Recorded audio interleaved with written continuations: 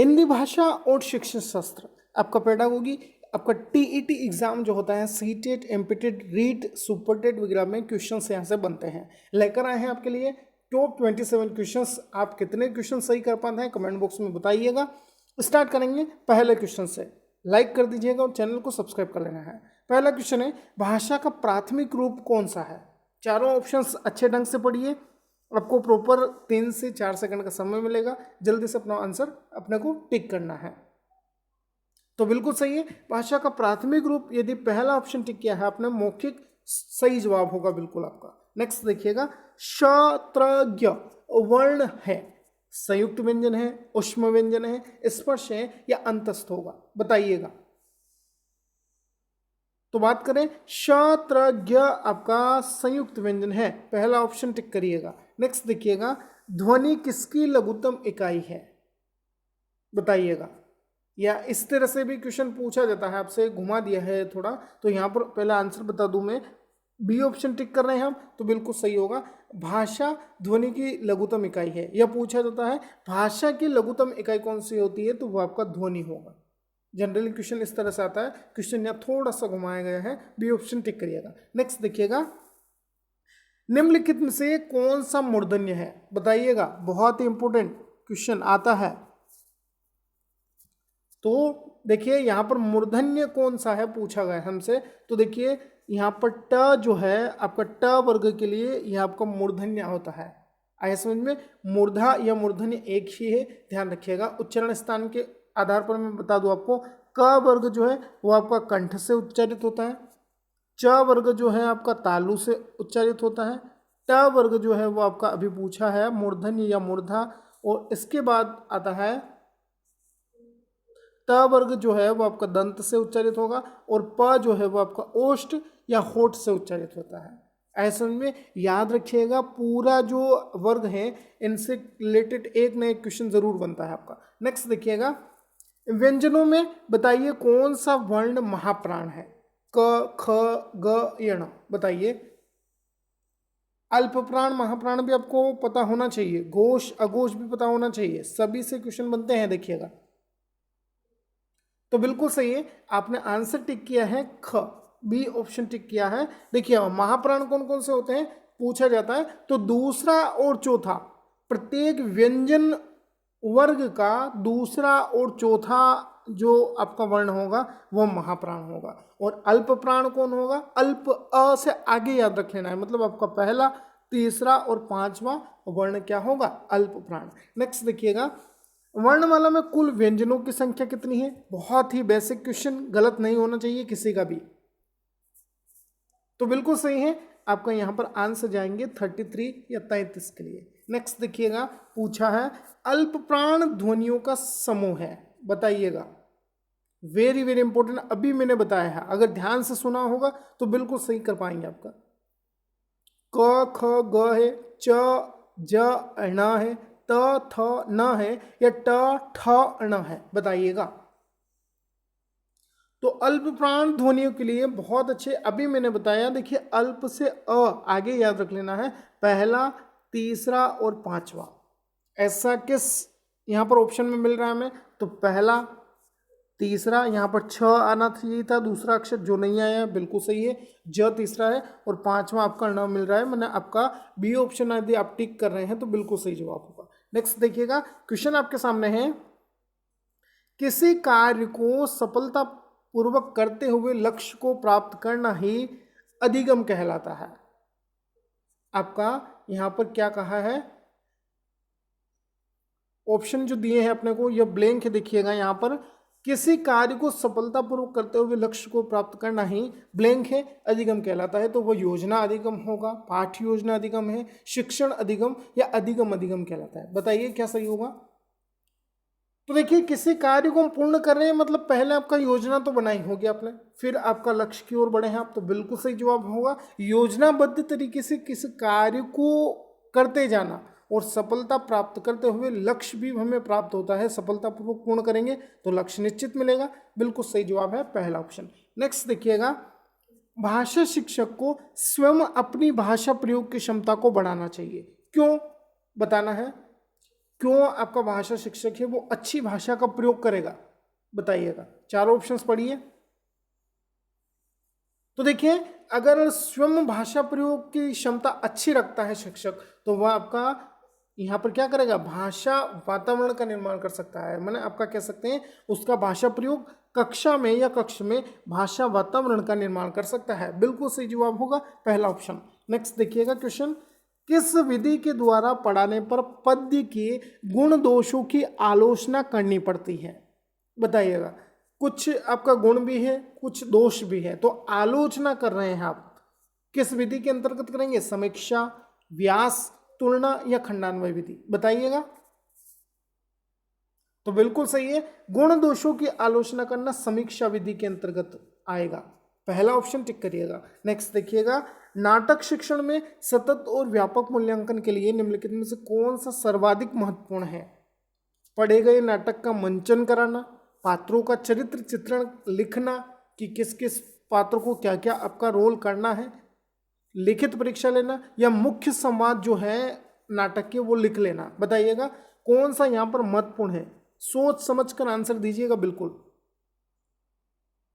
तो देखिए, सीसीई या सतत और व्यापक मूल्यांकन के अंतर्गत नाटक शिक्षण में सबसे महत्वपूर्ण पढ़े गए नाटक का मंचन करना, बिल्कुल उसको आप रोल के द्वारा या पात्रों को बांटकर उस नाटक का मंचन करेंगे तो वो सभी को आपका अच्छे ढंग से समझ में आएगा। आया समझ में, पहला ऑप्शन टिक करिएगा। नेक्स्ट देखिएगा, भाषा प्रमुख रूप से माध्यम है ज्ञान का, विकास का, आध्यात्मिक विकास का या संप्रेषण का, जल्दी से बताइए आंसर। तो भाषा प्रमुख रूप से अपने बातों या विचारों का आदान प्रदान करना, माने आपका संप्रेषण, या ऐसे हम कहते हैं कम्युनिकेशन का एक मीडियम है या माध्यम है। नेक्स्ट देखिएगा, भाषा शिक्षण के सिद्धांतों का प्रस्तुतिकरण का संबंध प्रमुख रूप से होता है शिक्षक से होगा, छात्र से है, कक्षा के वातावरण से या गतिविधियों से, बताइएगा। देखिए क्या कहा है, भाषा शिक्षण के सिद्धांतों का प्रस्तुतिकरण। अब देखिए, किन्हीं भी आपका सिद्धांतों का प्रस्तुतिकरण कौन देता है, अगर ध्यान से पढ़ेंगे तो बिल्कुल सही जवाब होगा आपका। तो यहां पर बिल्कुल सही जवाब दिया है, शिक्षक के लिए जाएंगे। सिद्धांतों का प्रस्तुतिकरण पहली बार आपको कौन देगा, शिक्षक। नेक्स्ट देखिएगा, क्वेश्चन कहता है शिक्षक द्वारा सामान्य रूप से बालक में किस भाषा कौशल का विकास किया जाता है। श्रवण कौशल है, वाचन कौशल है, पठन कौशल है या फिर लेखन कौशल होगा, बताइएगा।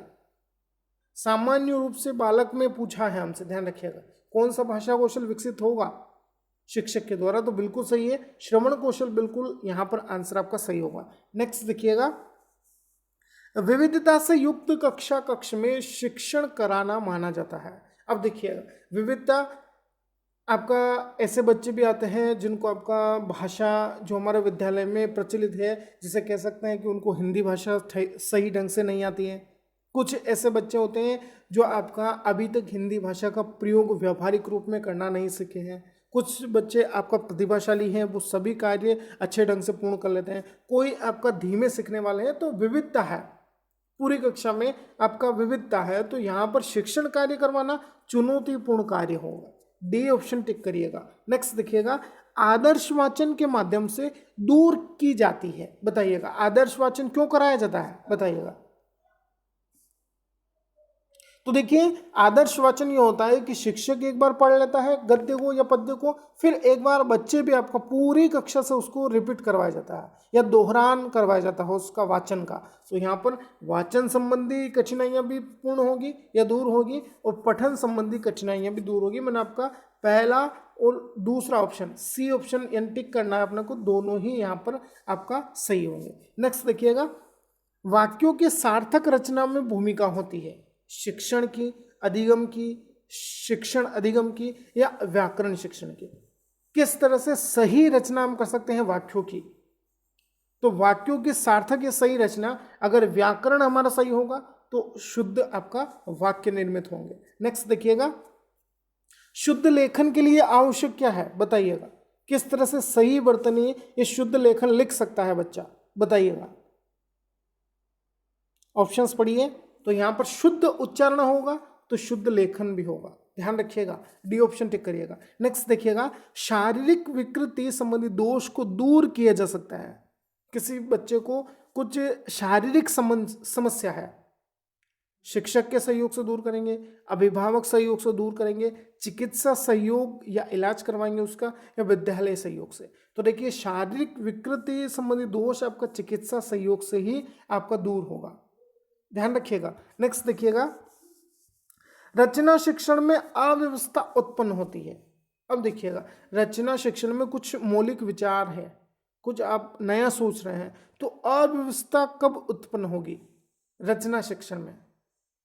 तो देखिएगा कुछ ऐसे शब्दों का प्रयोग करेंगे जो बच्चे के लिए निरर्थक हो, तो वहां पर आपका अव्यवस्था फैलेगी, बच्चे को समझ में नहीं आएगा अर्थ कि शब्द क्या कहना चाहता है। नए और उटपटांग या आपका कह सकते हैं कि निरर्थक जो शब्द हैं उनका प्रयोग नहीं होना चाहिए। आज समझ में, सही और उचित जो शब्द है उन्हीं का प्रयोग और भाषा शैली आपका सरल हो, ऐसा प्रयोग हमें करना चाहिए। नेक्स्ट देखिएगा, प्रस्तुत विषय वस्तु के मूल भावों को समझने का संबंध किससे है, बताइएगा। कुछ दिया है आपको टॉपिक या कुछ पार्ट का, आपका थोड़ा सा पार्ट या आपका गद्यांश निकल कर दिया है, 4 या 5 लाइन आपको दी है, उसमें से मूल भाव समझना क्या दर्शाएगा, बताइएगा। तो बिल्कुल सही है, श्रवण दक्षता आपका यहाँ पर सही है या नहीं आपकी, यह दर्शाएगा। नेक्स्ट देखिएगा, पूछा है मर जाने की इच्छा के लिए आपका एक शब्द क्या आएगा, अवसाद, हतोत्साहित होना, मर्माहित होना या मुर्मूर्षा।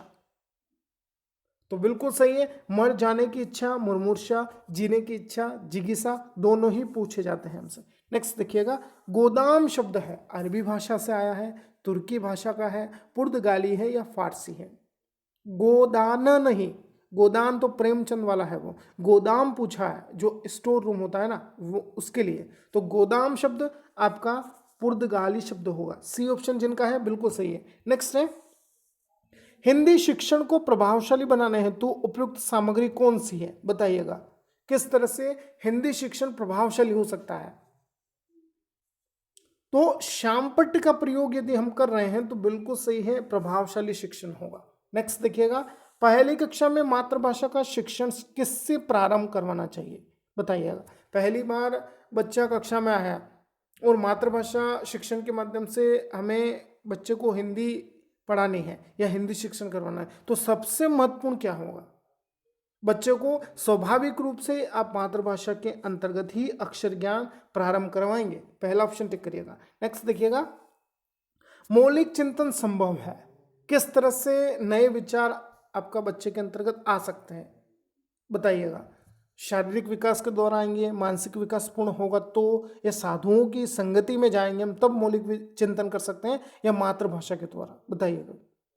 तो देखिए बात करें यहाँ पर, यदि आपने बी ऑप्शन टिक किया है तो गलत होगा, आंसर अपना टिक करना है डी, मातृभाषा द्वारा। देखिए मौलिक चिंतन जो आपका होता है ना, वो आपको मातृभाषा से ही आएगा, ध्यान रखिएगा। मानसिक विकास पूर्ण है बच्चे का और बच्चे को भाषा नहीं आती है तो वो मौलिक चिंतन नहीं कर सकता है, इसलिए आंसर अपना जिनका डी ऑप्शन जा रहा है बिल्कुल सही है। नेक्स्ट देखिएगा, बच्चों को पढ़े गए पाठ से जोड़ते हुए शिक्षक द्वारा निजी अनुभवों को व्यक्त करने वाले प्रश्न निम्न में से किस भाषा कौशल का मूल्यांकन करते हैं, सुनने के कौशल को, लिखने के कौशल को, पढ़ने के कौशल को या समझ के कौशल को, बताइएगा।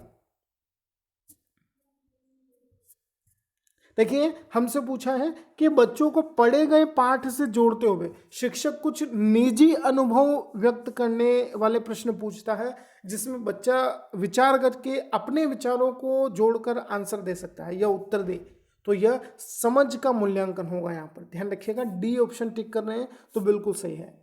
ये थे आपके टॉप 27 भाषा और आपका पेडागोगी से संबंधित। आप सभी को बेस्ट ऑफ लक है। 27 में से आपका व्यक्तिगत स्कोर कमेंट में करिएगा, और सभी पीडीएफ आपको टेलीग्राम चैनल की लिंक डिस्क्रिप्शन में है, वहाँ मिलेगा, और व्हाट्सएप ग्रुप की लिंक भी डिस्क्रिप्शन में है, जहाँ पर आपको पीडीएफ फाइल्स मिलते हैं।